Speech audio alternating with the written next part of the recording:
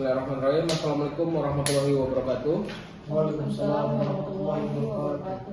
Selamat siang Bapak dan Ibu yang berbahagia. Sebelumnya mohon maaf atas keterlambatan kedatangan saya karena tadi ada sedikit kendala di perjalanan ketika saya menuju ke tempat yang telah kita tentukan. Baik, langsung saja Bapak dan Ibu, kita memulai mediasi kita pada hari ini tanggal 29 Mei tahun 2025. Sebelumnya izinkan saya memperkenalkan diri.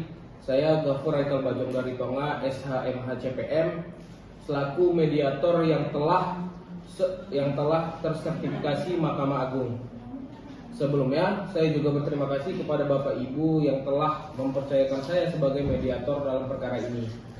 Baiklah, selanjutnya langsung saja saya persilakan untuk memperkenalkan diri dari masing-masing pihak pemohon dan termohon. Kepada pihak pemohon, saya persilakan terlebih dahulu. Terima kasih Bapak Ghafur selaku mediator pada pertemuan kali ini. Perkenalkan, nama saya Livia selaku pemohon dalam perkara hari ini. Baik, saya ucapkan terima kasih kepada perkenalan. Mungkin dari pihak termohon saya persilakan. Baik, terima kasih kepada Bapak Mediator. Perkenalkan, nama saya Dio Farmanurung. Dalam perkara ini saya sebagai pemohon. Baik, saya ucapkan terima kasih atas perkenalan dari masing-masing pihak. Sebelumnya kita melanjutkan mediasi ini. Izinkan saya menjelaskan sedikit tentang mediasi, maksud dan tujuannya. Yang pertama, mediasi adalah cara penyelesaian sengketa melalui proses perundingan untuk memperoleh kesepakatan para pihak dengan dibantu oleh mediator sesuai dengan pasal 1 ayat 1 Perma nomor 1 tahun 2016. Yang kedua, maksud dari mediasi sesuai dengan Perma nomor 1 tahun 2016 tentang mediasi adalah setiap perkara perdata sebelum memasuki pengadilan wajib melakukan mediasi kecuali ditentukan lain berdasarkan Perma ini. Tujuan dari mediasi ini sendiri ialah mendapatkan kesepakatan dari kedua belah pihak dan tentunya dibantu oleh seorang mediator. Mediator adalah hakim atau pihak yang lain memiliki sertifikat dan sebagai pihak netral yang membantu para pihak dalam proses perundingan guna mencari berbagai kemungkinan penyelesaian sengketa tanpa menggunakan cara memutus atau memaksakan sebuah penyelesaian. Adapun prinsip mediasi tidak lain dan tidak bukan adalah 1. Impartial yang berarti tidak memihak atau netral. 2. Tidak berhak memutus karena keputusan diambil oleh para kedua belah pihak. Yang ketiga, kerahasiaan bahwa seluruh proses mediasi ini bersifat rahasia.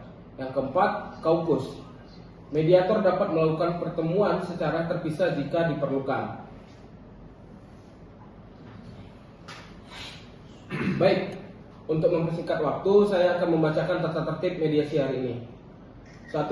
Untuk proses selama mediasi berlangsung, saudara mematikan ponsel agar tidak mengganggu proses mediasi kita pada hari ini. Yang kedua, tidak boleh memotong pembicaraan. Yang ketiga, kedua belah pihak harus berbicara secara bergantian setelah diberikan kesempatan oleh mediator. Yang keempat, tidak boleh merokok. Yang kelima, tidak boleh merekam isi pembicaraan. Yang keenam, para pihak tidak boleh menyerang secara fisik. Yang ketujuh, pihak tidak boleh membawa senjata tajam. Kepada Bapak Ibu, apakah ada usulan yang ingin ditambahkan? Tidak, Pak. Baik. Baiklah Bapak Ibu, saya rasa bisa memahami tata tertib yang telah dibacakan. Selanjutnya saya persilakan untuk pihak pemohon terlebih dahulu menjelaskan titik permasalahan. Kepada pihak pemohon saya persilakan. Baik, terima kasih Bapak Mediator. Jadi begini Pak, alasan saya menggugat ini dikarenakan saya di PHK oleh perusahaan di mana tempat saya bekerja tanpa alasan yang jelas dan tidak memberikan pesangon Pak, yang merupakan hak saya selaku perusahaan di perusahaan ini Pak. Begitu sebenarnya Pak Mediator. Baik, terima kasih atas titik permasalahan yang telah disampaikan oleh pemohon. Selanjutnya saya persilahkan kepada pihak termohon untuk menyampaikan titik permasalahan. Kepada pihak termohon saya persilahkan. Baik, terima kasih Pak sebelumnya. Saya di sini merupakan orang mewakili perusahaan berdasarkan kondisi keuangan terakhir. Nah, perusahaan kami ini mengalami kebangkrutan. Jadi Pak, kami tidak lagi mampu untuk melanjutkan operasional dan terpaksa melakukan pemutusan hubungan kerja, termasuk kepada pihak karyawan yang hadir di sini. Dan juga kami tidak dapat memberikan pesangon karena keterbatasan finansial Pak. Mungkin demikian yang bisa saya sampaikan Pak. Baik, terima kasih atas penjelasannya. Sekarang saya ingin mendengar dari pihak pemohon bagaimana tanggapan Anda terhadap alasan yang telah diberikan oleh pihak termohon. Baik Pak, terima kasih. Di sini saya memahami gitu kondisi perusahaan di mana tempat saya bekerja ini seperti apa pada saat ini. Tapi saya hanya merasa tidak adil saja karena saya tidak mendapatkan pesangon, sedangkan saya di PHK tidak mendapatkan pesangon pula. Karena itu kan merupakan hak saya sebagai karyawan gitu. Jadi saya berharap di sini ada solusi terbaik gitu bagi kedua belah pihak gitu supaya tidak ada yang bisa dirugikan. Oke, baik Bapak Ibu, terima kasih. Kembali lagi tadi tujuan kita di sini adalah untuk mencari jalan keluar yang adil. Dari sini saya ingin bertanya kembali kepada pihak perusahaan, apakah pihak perusahaan di sini memiliki jalan alternatif ataupun solusi yang bisa ditawarkan kepada pihak pemohon? Mungkin kepada pihak termohon dipersilakan. Baik, terima kasih Pak. Mungkin dari kami pihak perusahaan bisa memberikan surat rekomendasi kerja untuk keterangan pengalaman kepada perusahaan. Lain sebagai bentuk permintaan kami sebagai wewenang untuk perusahaan kepada karyawan yang telah kami PHK.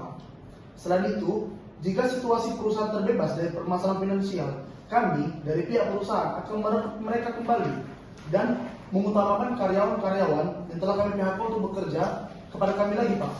Mungkin begitu Pak solusi yang bisa kami berikan. Baik, terima kasih kepada pihak perusahaan.